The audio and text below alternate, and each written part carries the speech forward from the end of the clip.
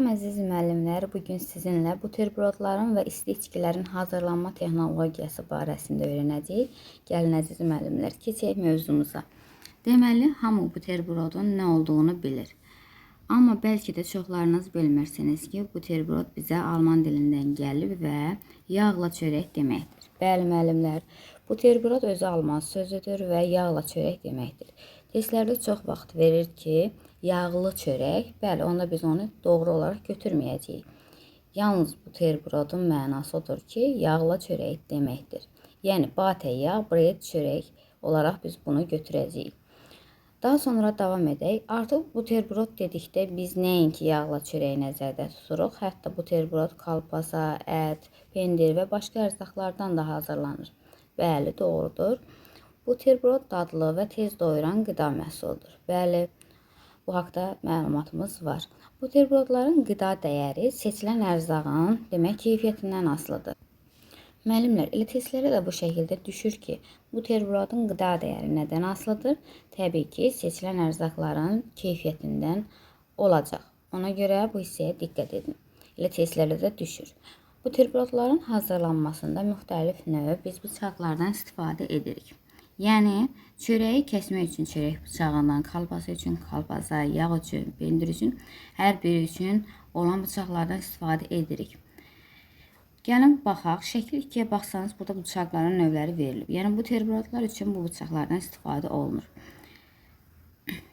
Biz burada kolbasa üçün gedib çörək bıçağından istifadə edə bilmərik və yaxud da ki, yağ üçün pendir bıçağından istifadə etməyimiz mümkün deyil. Hər bir dedik ki, ərzaq üçün özünə məxsus bıçağı var. Gəlin onlarla tanış olaq.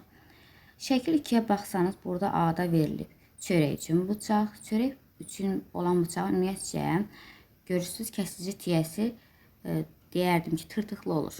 Yəni, tam düz şəkildə olmur. Kolbasa bıçağı artıq bizim bildiyimiz bu bıçaqdır ki, hətta elə görmüşük də həyatda istifadə edirik. Bu bizim kolbasa üçün olan bıçağımızdır. Şəkil 2-də B-də verilib. Yağ üçün bıçaq isə C-də verilib. Ümumiyyətcə, bizdə də hal-hazırda bizim evdə də bundan istifadə olunur. İndi bir çox bəzi restoranlarda, kafelərdə mövcuddur bu bıçaqlar. Bəlkə də görərsiniz, şəklindən də baxanda bilinir ki, bu yağ üçün bıçaqdır. Pendir üçün bıçaq isə şəkil C-də verilib. Bəli, bu bizim bildiyimiz pendir üçün olan bıçaqdır. Şəkillərə də diqqət edin, müəllimlər. Olar ki, gətirib testlərdə salar. Sonra davam edək. Buterbrodlar adətən buğda və çovda çörəyindən hazırlanır. Bəli, onların üzərinə ət, balıq, süd məhsulları və meyvə tərəvəzləri istifadə etməklə biz buterbrodu hazırlaya bilərik. Növündən asılı olaraq bu dəyişir. Dedik ki, olar ki, testlərdə bizə desək ki, buterbrod hansı çörəkdən hazırlanır? Təbii ki, götürəcəyik buğda və çovda çörəyindən hazırlanır. Elə şəkil 1-də də buterbrodların növləri verilib. İndi birazdan onlarla sizinlə tanış olacaq yaxından. Buterbrod süfrəyə boşqabda verilir. Bəli, elə testlərə də bu düşür. Buterbrodların aşağıdakı növləri var. Gəlin tanış olaq. Gəlin görək buterbrodların hansı növləri var. Onlarla tanış olaq. Açıq, bağlı, daha sonra bildiyimiz kimi qızardılmış çörəkdən hazırlanan kiçik ölçülü buterbrodlar. Bunlara da biz kanapə və tartin deyirik. Ümumiyyətcə, müəllimlər, biz dedik ki, bağlı buterbrodlara həmçinin digər bir adı olaraq sendviç də deyə bilərik. Biz şəkil 1-ə baxaq, özünüzü görəcəksiniz. Şəkil 1-də verilib buterbrodların növləri. Şəkil 1-də A-da buterbrodun sadə növü verilib, yəni sadə açıq. C və B-də isə mürəkkəb açıq buterbrod verilib. C-də sendviç verilib. Bilirdik ki, sendviç hansı buterbroddur? Bağlı buterbrod oldu. D-də və E-də isə bilirik ki, bu da tartın və kanapədir ki, bu da qəlyanaltı kimi istifadə olunur. Deməli, müəllimlər, əgər testlərdə bizə desək ki, buterbrodun hansı növləri var? Təbii ki, götürəcək açıq. Açıq həm sadə, həm mürəkkəb ola bilər. Bağlı, yəni bir digər adı ilə sendviç. Və dedik ki, qızardılmış çörəkdən hazırlanan buterbrodlar da var. Bunlara da kanapə və tartin aiddir. Yəni, qəlyanaltıda istifadə olunan bildiyimiz kimi buterbrodlar. Daha sonra davam edək. Açıq buterbrodlar üçün bilirik ki, qalınlığı təxminən 1 və 1,5 sm olan, qalınlıqda olan çörəkdən istifadə olunur. Elə testlərdə də bu şəkildə düşür ki, açıq buterbrod üçün çörək diliminin qalınlığı nə qədər olacaq? Götürəcəyik 1 və 1,5 sm. Yəni çörək diliminin buradakı qalınlığı bu qədər olacaq. Çörək diliminin üstünə kərə yağı sürtülür və pendir, veçina, kalpasa kimi demək ərzaqlar, hətta balıq da və s. qoyula bilər. Bu ərzaqları qoyuruq və bizim buterbrodumuz bu açıq şəkildə olan buterbrod olur. Buterbrodların demək müəllimlər, göyərti, pomidor, xiyar və limon kimi demək ərzaqlarla da biz onları bəzəyə bilərik. Üzərinə qoyulan ərzaqdan asılı olaraq buterbrodlar sadə və mürəkkəb olur. Deyirsiniz ki, bəs bu nədir? Ümumiyyətcə bilirik ki, əgər çörək diliminin üzərinə bir ərzaq qoyulubsa, bu sadə və bir növ ərzaqdan hazırlanmış buterbrod olur. Bir neçə ərzaq üzərinə qoyulub hazırlanmış buterbrod isə bilirik ki, mürəkkəb buterbroddur ki, burada da bir neçə ərzaqdan istifadə olunmuş olur. Elə burada, hətta elə şəkil birə diqqət etsəniz, orada həm sadə, həm mürəkkəb açıq buterbrod göstərilib. Deməli, sadə buterbrod olacaq ki, yalnız bir ərzaqdan hazırlanır, üzərinə qoyulan bir ərzaqdan istifadə olunur, hazırlanır. Mürəkkəb buterbrod isə mürəkkəb açıq buterbrod isə bir neçə ərzaqdan hazırlanmış buterbroda deyirik biz. Açıq buterbrodda çörək diliminin bilirik ki, qalınlığı 1,5 sm oldu. Daha sonra müəllimlər, istəyirəm davam edək. Açıq buterbrodlar soyuq və isti olur. Onlar ki, elə testlərdə düşər ki, hansı buterbrod növüdür ki, onlar sadə və mürəkkəb olur və yaxud da ki, soyuq və isti olur, götürəcəyik.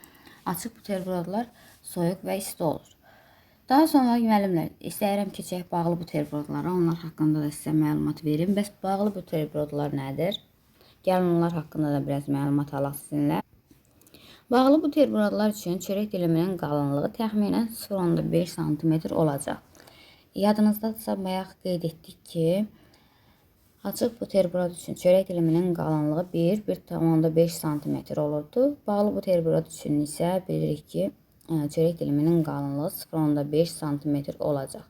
Niyə görə müəllimlər? Bilirik ki, bağlı buterbrodda 2 çörək dilimindən istifadə olunur. Bu hər iki çörək diliminin qalınlığını biz hesablasaq, təsəvvür edin ki, bu bizim buterbrodun çörəyinin dilimidir və 2 çörək dilimindən istifadə olunur. Və onların hər birinin ölçüsü, yəni təxminən qalınlığı 0,5 sm-dir. 0,5 sm. İndi deyirsiniz ki, bəs müəllim, açıq və yaxud da ki, bağlı buterbrodda niyə çörək dilimi fərqli olur? Bağlı buterbrodlarda biz 2 çörək dilimindən istifadə etdiyimizə görə, burada ümumiyyətcə hər iki çörək diliminin qalınlığı 0,5 olur. Yəni 0,5-i biz topladıqda 1 sm gəlib çıxır.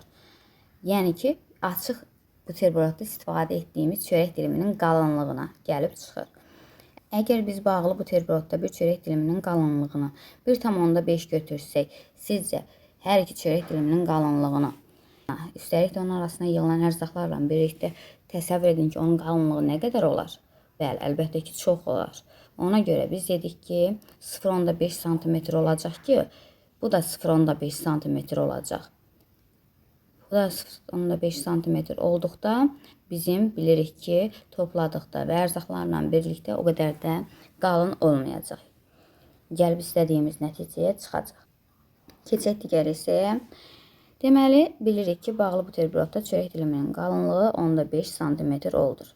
Və biz bağlı buterbrodlarda 2 çörək dilimindən istifadə edirik. Bəli, hər iki dilimə deyirik ki, yağ sürtülür. Bəli, olar ki, testlərdə bu şəkildə düşər ki, çörək diliminin hansına biz yağ çəkirik? Təbii ki, bağlıda hər ikisinə biz yağ sürtmüş oluruq. Daha çörək diliminin birinə yağ çəkdikdən sonra digərlərinə isə ərzaqları düzüb, digər çörək dilimini onun üzərinə qoyuruq. Bu oldu bizim buterbrodumuz. Bəs soruşsalar ki, hansı buterbrod növü? Bağlı buterbrod növümüz oldur. Daha sonra yanaltıda istifadə olunan bizim qızardılmış çörəkdən hazırlanan kanapə və tartinimiz var. Gəlin onlarla da tanış olaq. Kanepe ümumiyyətcə boyat çörəkdən hazırlanır və burada da çörək diliminin qalınlığı 0,5 və 1 sm olur. Kanepenin digər xüsusiyyətlərindən biri də odur ki, burada çörək diliminə müəyyən müxtəlif formalar veririk. Yəni burada həmin çörək dilimləri müxtəlif formada, yəni şəkildə ola bilər, fiqurlar şəklində, yəni ulduz, kvadrat və s. müxtəlif gül, çiçək formasında ola bilər. Dəyişir bu istəyə görə. Doğranmış çörək kərə yağında qızardılır. Qızardıldıqdan sonra qızardılmış çörək diliminin üzərinə siyənək, balıq və pendir, paştet kimi ərzaqlar qoyula bilər. Deməli, burada istəyirəm bir şey aydınlıq gətirəm sizlər üçün. Dedik ki, müəllimlər, kanepe qızardılmış çörəkdən hazırlanır, eləcə də tartin. Kanepede biz boyat çörəkdən istifadə edirik. Boyat çörəkdən istifadə edirik və üstəlik də bilirik ki, burada müəyyən ərzaqlar onun üzərinə qızardıldıqdan sonra qoyulur. Yəni qızardılmış çörək üzərinə biz siyənək balığı, pendir, paştet kimi ərzaqlar qoya bilərik. Həmçinin də dedik ki, kanepedə çörək müxtəlif fiqurlar formasında qızardılır yağda.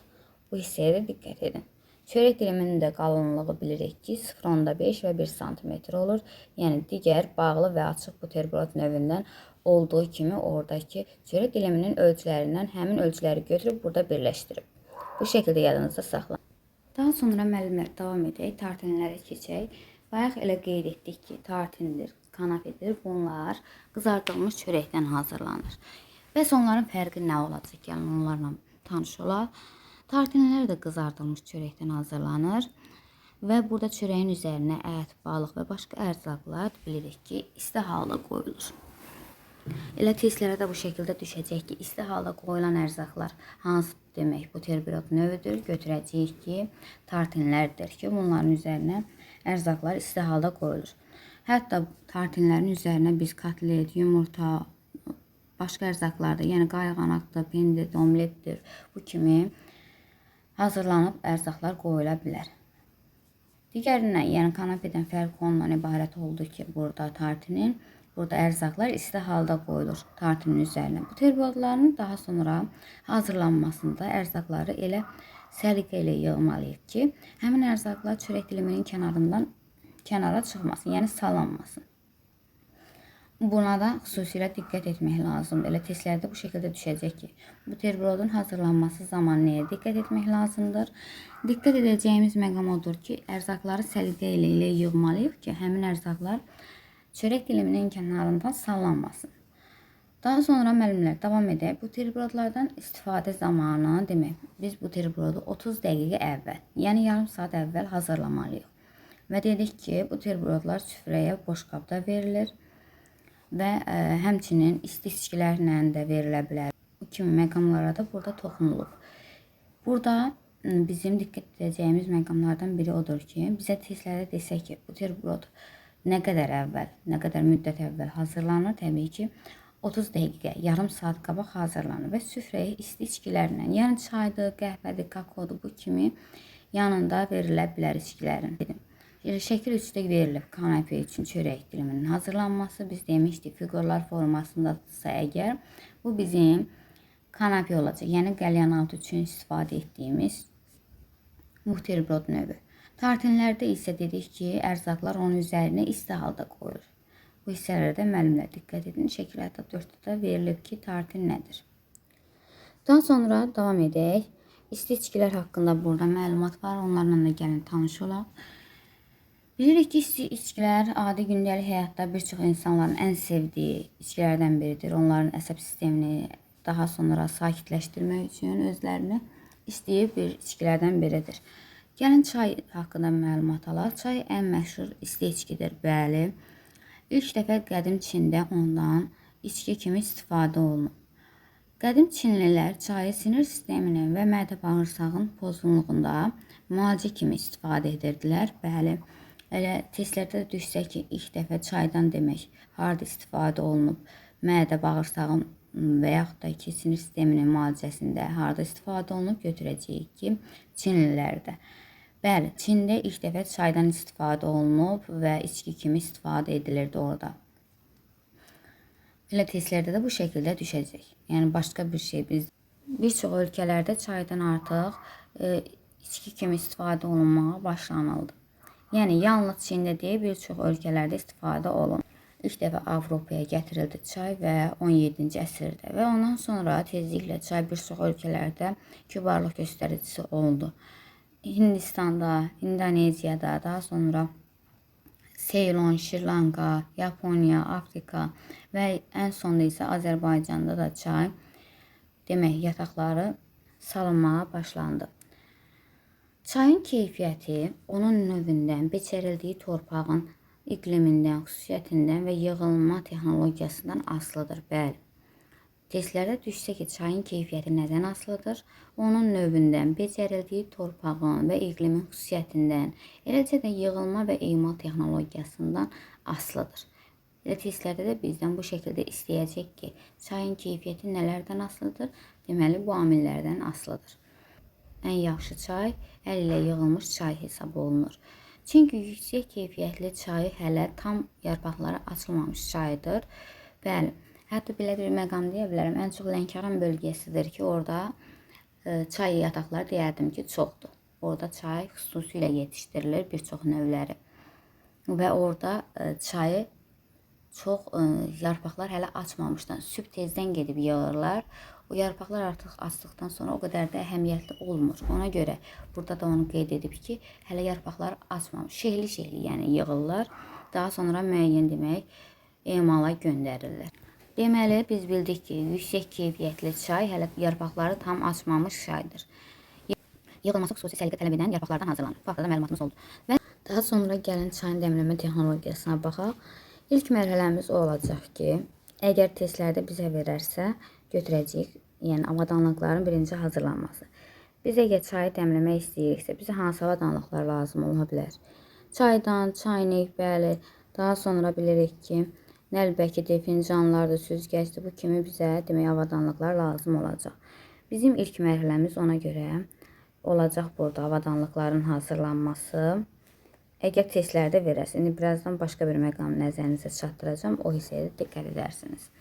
Daha sonra bizim ikinci mərhələmiz gələcək çayın qaynatmaq, yəni həmin suyu qaynatdıq. Suyu qaynatdıqdan sonra dəm çaynikini qaynar su ilə yaxalamalıyıq. Yaxaladıqdan sonra ölçüsünə uyğun olaraq həmin çaynikin içərisinə quru çay tökürük və onun 2/3 hissəsinə qədər qaynar su ilə doldururuq. Bu olacaq bizim üçüncü mərhələmiz, müəllimlər. Yəni suyu qaynatdıq, suyu qaynatdıqdan sonra dəm çaynikini qaynar su ilə yaxaladıq və onun ölçüsündən asılı olaraq biz onun içərisinə quru çay tökdük. Quru çay tökdükdən sonra dedik ki, 2/3 hissəsinə qədər biz onun içərisinə qaynar su tökürük və qapağını bağlayırıq. Qapağını bağladıqdan sonra və onun üzərinə dəsmal örtürük ki, 10-15 dəqiqə dəm alsın. Deməli, ayrıca testlərdə düşür ki, deməli, çayın dəmlənməsi neçə dəqiqəni əhatə edir? 10-15 dəqiqə ərzində çay dəmlənir. Sonra isə çayniki qaynar su ilə axıra qədər doldururuq və fincanlara süzərək servis edirik. Hətta süfrəyə dedik ki, çayla birlikdə zövqə uyğun biz qənd, daha sonra digər şirniyyatları, limon və yaxud da ki, mürəbbə kimi demək yanında olaraq verə bilərik. Bu istəkdən asılı olaraq dəyişir. Digər hissəyə keçməmişdən əvvəl bir demək məqam aydınlıq gətirim sizlər üçün. Çayın dəmlənməsi, əgər dəmlənmə texnologiyasında ilk mərhələni soruşarsa, bizə avadanlıqları verərsə götürəcəyik. Avadanlıqları birinci mərhələ olaraq götürəcəyik. Yox, birinci mərhələdə bu verilməyib, yəni bu avadanlıqların hazırlanması verilməyibsə, yəni suyu qaynatmaq üçün çaydan, daha sonra çaynik, süzgəc, bunlardan söhbət gedir. Əgər bunlar verilməyibsə, biz birinci mərhələ olaraq müəllimlər suyun qaynadılmasını götürəcəyik. Yəni həmin mərhələ yoxdursa. Yox, varsa əgər birinci mərhələmiz yenə qeyd etdiyim kimi avadanlıqların hazırlanması olacaq. Daha sonra ikinci mərhələmiz bizim gəlir. Suyun qaynadılması. Suyu qaynatdıqdan sonra biz dəm çaynikini həmin qaynar su ilə yaxalayırıq. Yaxaladıqdan sonra onun ölçüsünə uyğun quru çay tökürük içərisinə çaynikin. Tökdükdən sonra 2/3 hissəsinə qədər onun həmin çayniki qaynar su ilə doldururuq. Bəli, doldurduqdan sonra çaynikin qapağını bağlayırıq. Bəli, Bağladıqdan sonra isə onun üzərini bilirik ki, dəsmal ilə örtürük ki, o dəm alsın. Dəm alması isə bilirik ki, 10-15 dəqiqəni əhatə etdi. Çaynikin qaynar su ilə axıra qədər doldurub fincanlara süzürük. Olar ki, bu mərhələni bu şəkildə verər. Bayaq elə qeyd etdim ki, əgər birinci mərhələni bizdən istəsə, avadanlıqları versə, avadanlıqların hazırlanmasını biz birinci mərhələ olaraq götürəcəyik. Yox, əgər həmin avadanlıqların hazırlanmasını verməyib, biz onda götürəcəyik birinci mərhələ suyun qaynadılmasını. Yəqin ki, bu hissə aydın oldu. Bunu ardıcıl formada yadınızda saxlamağınız daha məqsəd uyğundur. Niyə görə? Çünki müəllimlər ardıcıl bir şəkildə də istəyəcəklər. Yəni, çayın dəmlənmə texnologiyasını bizdən ardıcıl formada istəyəcək. Düzdür, burada istisnalar var ki, 10-15 dəqiqə çayın dəmlənməsi bu ayrıca bir test sualı kimi salınır. Bəzi istisnalar var. Amma yenə də dəmlənmə texnologiyasını ardıcıl şəkildə yadınızda saxlamağınız daha məsləhətlidir. Davam edək. Qəhvə nədir? Gəlin onlar haqqında məlumat alaq. Qəhvə tropik bitkidir və ondan demək biz qəhvəni qəhvə ağacının toxumlarından əldə edirik. Bu toxumlardan hazırlanan içki xoş ətrə və dada malikdir. Bəli, bu haqda məlumatımız var. Qəhvə ağacının vətəni Afrikadır. Elə bu testlərə düşür ki, qəhvənin demək vətəni haradır? Afrikadır. Bəs qəhvədən ilk içki hazırlayan hara olub? Götürəcəyik ki, elə qəhvənin içkisini hazırlayan elə Afrika tayfaları özləri olub. Daha sonra davam edək. Qəhvə kimi çay da həyat fəaliyyətini yüksəldir, iş qabiliyyətini artırdığına görə ondan demək geniş istifadə olunur. Qəhvə toxumlar şəklində və həmçinin də üyüdülmüş formada satılır. Bəli. Daha sonra kakao haqqında gəlin müəllimlər məlumat alaq. Bəs kakao nədir? Kakao ağacının toxumlarından alınır. Bəli, bu haqda məlumatımız var. Və kakaonu Cənubi Amerikadan Avropaya ilk dəfə 1502-ci ildə məşhur siyasətçi Xristofor Kolumb gətirib. Belə ki, əvvəllər köhnə kitablardan kakaodan burada başqa bir tarix qeyd olunurdu. Ona görə burada onu xüsusilə diqqət edirəm ki, müəllimlər yeni kitaba əsasən götürəcəyik. Yəni 1502-ci ildə kim tərəfindən gətirilib? Kakao Xristofor Kolumb tərəfindən. Elə kakao görürsünüz K hərfi ilə başladığına görə həmin demək onu da kim gətirib desək bizə kim gətirib desə Cənubi Amerikaya Xristofor Kolumb. Görürsünüz onun da ismində K hərfi var. Bu şəkildə yadınızda saxlaya bilərsiniz. Kakaonun vətəni hara hesab olunur desə müəllimlər Cənubi Amerika və Cənubi Amerikadan nə vaxt gətirilib Avropaya? 1502-ci ildə. Kim tərəfindən desə götürəcəyik ki, Xristofor Kolumb tərəfindən gətirilib. Kakao çox kalorili içkidir, bəli, yorğunluğu və stresi aradan qaldırır. Desək ki, bizə susuzluğu yatırır.